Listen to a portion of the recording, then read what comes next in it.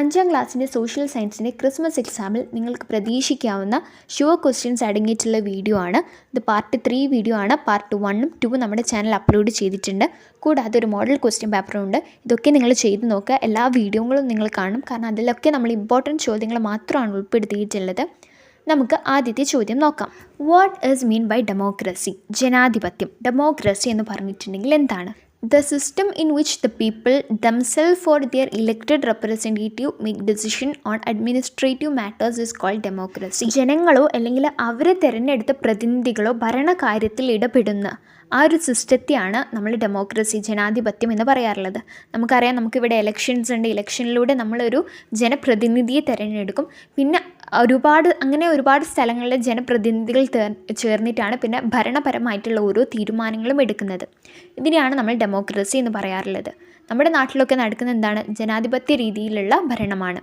Okay, അതുപോലെ തന്നെ നമുക്ക് ടെക്സ്റ്റ് ബുക്കിൽ ഡെമോക്രസിയുടെ ക്യാരക്ടറിസ്റ്റിക്സ്, സവിശേഷതകൾ പഠിക്കാനായിട്ട് വരുന്നുണ്ട്. അത് നമ്മൾ മുൻപുള്ള വീഡിയോയിൽ മോഡൽ ക്വസ്റ്റ്യൻ പേപ്പറിലൊക്കെ ഉൾപ്പെടുത്തിയത് കൊണ്ടാണ് ഈ വീഡിയോയിൽ അത് ഉൾപ്പെടുത്താതിരുന്നത്. അതും വളരെ ഇമ്പോർട്ടൻ്റ് ആണ്. സോ ഡെമോക്രസി എന്താണെന്നും ഡെമോക്രസിയുടെ ക്യാരക്ടറിസ്റ്റിക്സും ഓർത്ത് വെക്കുക. ഇനി ഡെമോക്രസി തന്നെ 2 വിധത്തിലുണ്ട്. ഇൻഡയറക്റ്റ് ഡെമോക്രസി ഉണ്ട്, ഡയറക്റ്റ് ഡെമോക്രസി ഉണ്ട്. നമ്മളോട് ചിലപ്പോൾ ചോദിക്കാം, what are the differences between indirect democracy and direct democracy? Indirect ഡെമോക്രസിയും ഡയറക്റ്റ് ഡെമോക്രസിയും തമ്മിലുള്ള വ്യത്യാസം ചോദിക്കാം. ഇത് നിങ്ങൾ 2 ടേബിളായിട്ടാണ് എഴുതേണ്ടത്. പക്ഷേ നമ്മളിവിടെ 2 പാരഗ്രാഫായിട്ടാണ് കൊടുത്തിട്ടുള്ളത്, പോയിൻ്റ് വൈസാണ് കൊടുത്തിട്ടുള്ളത്. അതുകൊണ്ട് തന്നെ പഠിച്ചു വെക്കുക. ആദ്യം നമ്മൾ നോക്കാനായിട്ട് പോകുന്നത് ഇൻഡയറക്റ്റ് ഡെമോക്രസി എന്താണ്. Exist in countries with a huge population. ഒരു വലിയ പോപ്പുലേഷൻ, ഒരുപാട് ജനസംഖ്യയുള്ള രാജ്യങ്ങളിലാണ് പൊതുവേ നമ്മൾ ഇൻഡയറക്റ്റ് ഡെമോക്രസി നടത്താറുള്ളത്. Democratic system in which the elected representatives of the people rule for the people. അതായത് ജനങ്ങൾ തന്നെ തിരഞ്ഞെടുത്ത പ്രതിനിധികൾ ജനങ്ങളെ സേവിക്കുക. ഇതിനെയാണ് നമ്മൾ ഡെമോക്രാറ്റിക് സിസ്റ്റത്തിലെ ഇൻഡയറക്റ്റ് ഡെമോക്രസി എന്ന് പറയുന്നത്. ഓക്കെ, രണ്ടും ജനാധിപത്യ രീതി തന്നെയാണ്. പക്ഷെ ഒന്ന് ഇൻഡയറക്റ്റ് ആണ്, മറ്റേത് ഡയറക്റ്റ് ആണ്.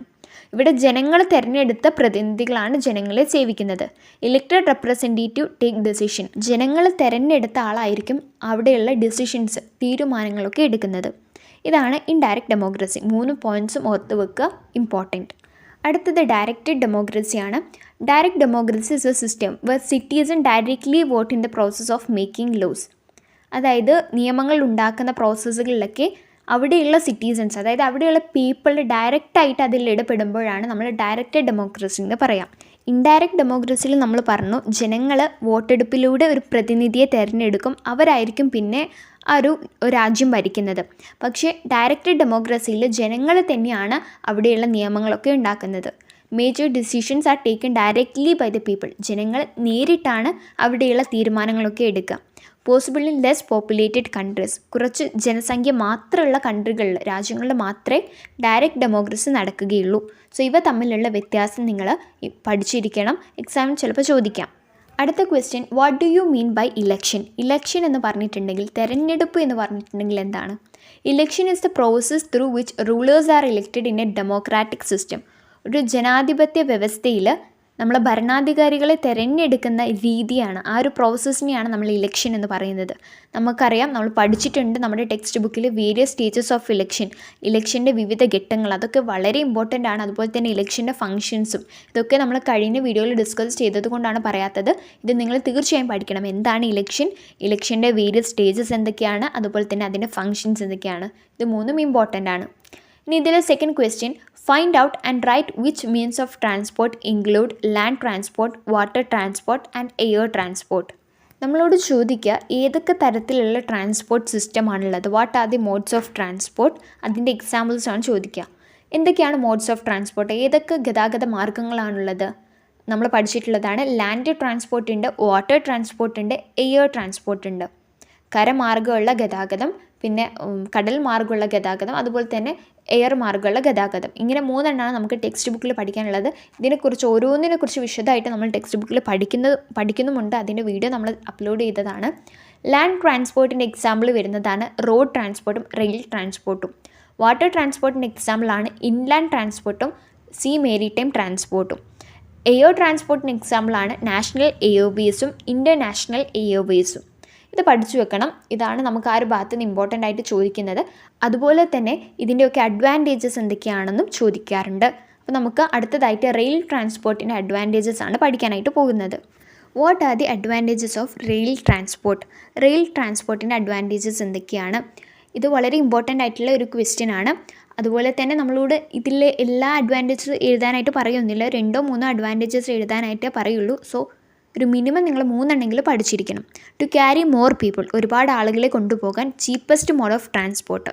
ഓക്കെ, അഫോർഡബിൾ ആണ് റെയിൽ ട്രാൻസ്പോർട്ട് എന്ന് പറയുന്നത്.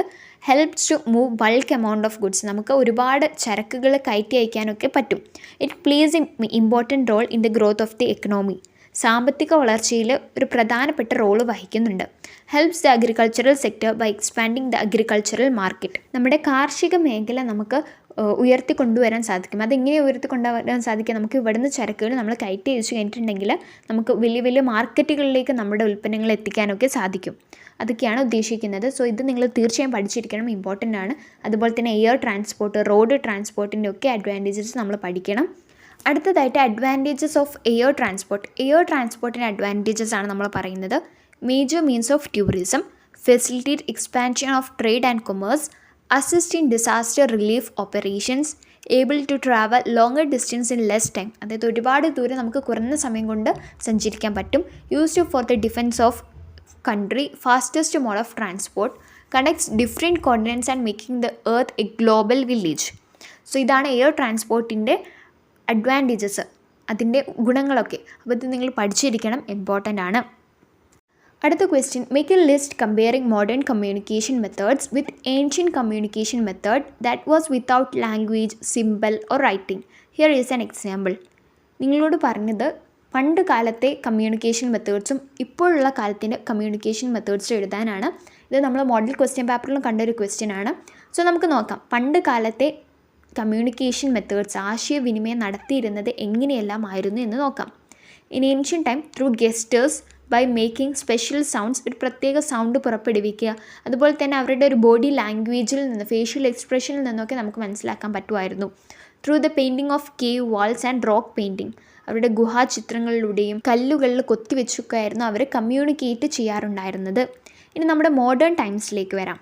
മോഡേൺ ടൈംസിൽ നമ്മൾ ത്രൂ കോൺവേഴ്സേഷൻസിൽ ഒരുപാട് നമ്മൾ സംസാരിക്കാറുണ്ട്, അല്ലെങ്കിൽ ത്രൂ ലെറ്റേഴ്സിലൂടെ, ബൈ ഫോണിലൂടെ, അല്ലെങ്കിൽ ഓൺലൈൻ സിസ്റ്റം. നമുക്കറിയാം ഇപ്പോൾ ഒരുപാട് ഓൺലൈൻ മാധ്യമങ്ങളുണ്ട്. പിന്നെ ടെലിവിഷനിലൂടെ നമുക്ക് വാർത്തകൾ അങ്ങോട്ടും ഇങ്ങോട്ടും എത്തിക്കാം. പിന്നെ നമുക്കറിയാം വാട്സപ്പ്, ഇൻസ്റ്റഗ്രാം, അങ്ങനെ ഒരുപാട് കാര്യങ്ങളുണ്ടല്ലേ, നമുക്ക് അങ്ങോട്ടും ഇങ്ങോട്ടൊക്കെ ആശയവിനിമയം നടത്താനായിട്ട്.